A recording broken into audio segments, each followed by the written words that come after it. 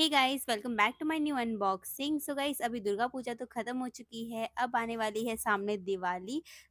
ये जो festival season है इसके लिए मुझे शॉपिंग करने में बड़ा मज़ा आ रहा है, क्योंकि फेस्टिवल में इतने तरह तरह की चीज़ें निकली हैं, नई नई स्टाइलिश ड्रेसेस निकली हैं, कुर्तीज़ निकली है।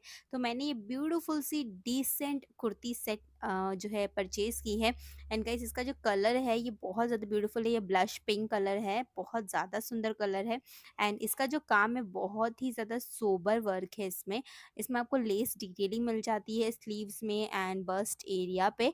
इसके साथ आपको लेस डिटेलिंग वाली एंड साथ में बॉर्डर वाली पैंट मिल जाती है, जो कि अगेन सिमिलर है, बॉर्डर इसका हैंड एंड जो नेक पे है उसी तरीके का है। एंड इसका जो दुपट्टा है वो बहुत प्यारा है, बहुत ज़्यादा अच्छा दुपट्टा है, शिफॉन में बहुत अच्छा बॉर्डर वर्क किया गया है।